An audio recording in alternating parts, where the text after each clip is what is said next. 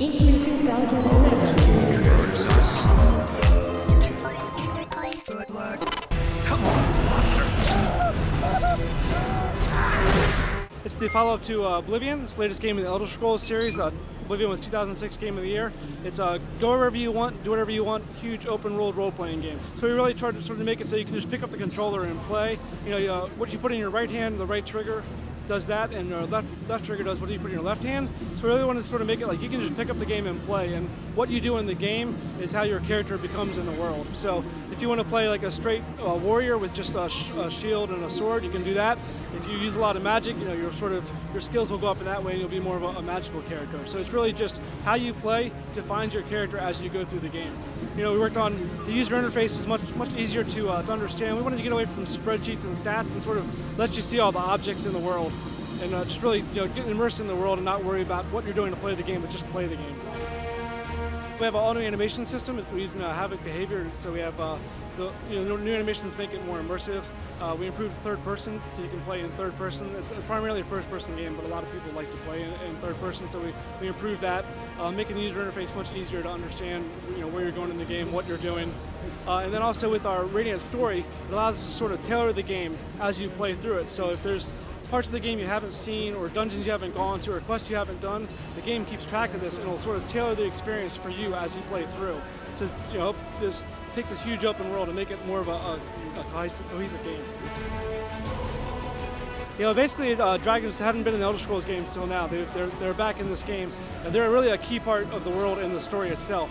The player, you start the game as a prisoner, and you're about to be executed, and so basically you find out you're Dragonborn, you're special. You can actually speak the language of the dragons, the shouts or the voice, and so you come into this world where dragons have returned, and you're sort of a central character trying to help. You can make a difference and help get rid of the dragons. So they play not only in the world, they're totally unscripted, they do their own thing, but also they're a key part of the story as you go through the game. How do you why are dragons back, and what do you need to do to help banish them? I mean, like with all the Elder Scrolls games, we sort of want you to play as you want, be who you want, and the world reacts around you. So it's just more of an evolution of that. One thing we've done is a lot of the NPCs in the world, they all have like their own schedules, their own jobs. They can work the lumber mill, they can chop wood. You can also do these things. If you want, you could sabotage the lumber mill, and that'll affect the economy. And then the world just reacts to you as you play.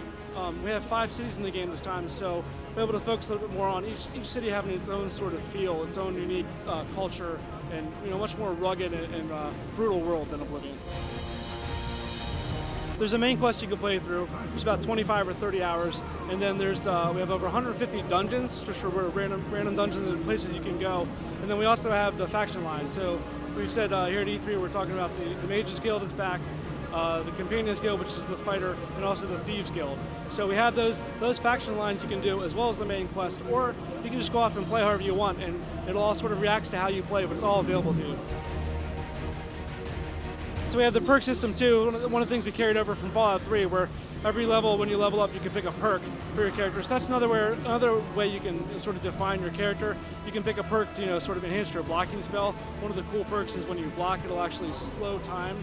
If you do a power block, it'll slow time and give you an advantage on the NPC. Or you can get perks that'll slow the world down when you zoom in with your arrow. So there's over 230 perks currently.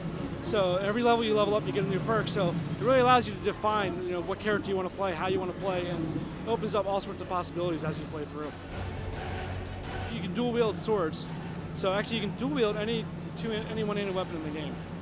So there's a lot of cool things that will come from that as well. And then we have the finishing moves. So some of the battles will end with a really cool finishing move, really violent, and makes you feel like you really kick somebody's ass.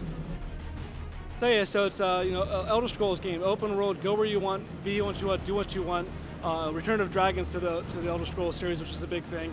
It's coming out on PC, PS3, and 360 on 11/11/11.